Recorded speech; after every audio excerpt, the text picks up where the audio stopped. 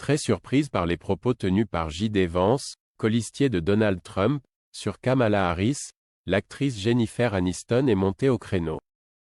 Après le retrait de Joe Biden de la campagne présidentielle américaine, c'est maintenant Kamala Harris, 59 ans, qui incarne l'espoir, face à Donald Trump. Et l'ex-président des États-Unis, qui a survécu à une tentative d'assassinat, est plus motivé que jamais pour la descendre. S'il taclait auparavant son adversaire sur son grand âge, c'est désormais sur son sexe qu'il attaque la vice-présidente. Et ça ne plaît pas du tout à Jennifer Aniston. Aussi, la star de « Friends » a partagé quelques posts, ce 24 juillet 2024, en faveur de Kamala Harris.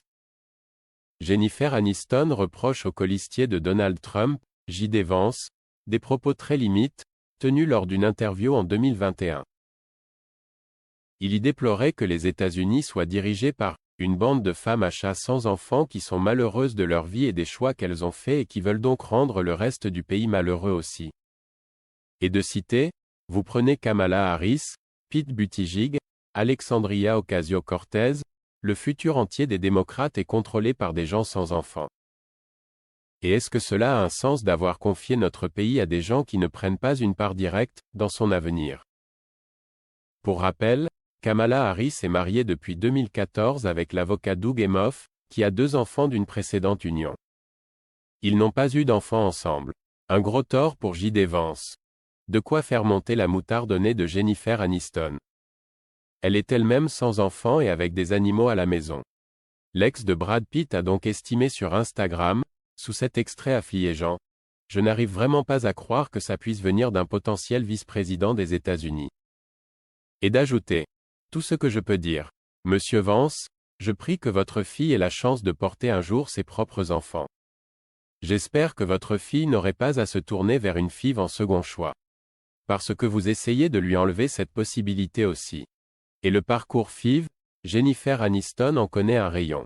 En 2022, elle a confié au magazine Allure qu'elle avait tenté à plusieurs reprises de tomber enceinte, sans succès. Et de dénoncer, on a dit que j'étais égoïste, que je ne me souciais que de ma carrière. Que Dieu interdit à une femme de réussir et de ne pas avoir d'enfant. Et que si mon mari m'avait quitté, si nous avons rompu et mis fin à notre mariage, c'est parce que je ne voulais pas lui donner d'enfant. C'étaient des mensonges absolus. Par ailleurs, dans une tribune publiée en 2016 dans le Huffington Post, elle avait également estimé concernant les femmes sans enfants, « Nous sommes complètes avec ou sans partenaire, avec ou sans enfants. » Et d'ajouter, « Nous pouvons décider par nous-mêmes, ce qui est beau pour notre corps. C'est notre décision et la nôtre uniquement. On sait pour qui Jennifer Aniston votera, quand Kamala Harris sera investie par les démocrates. »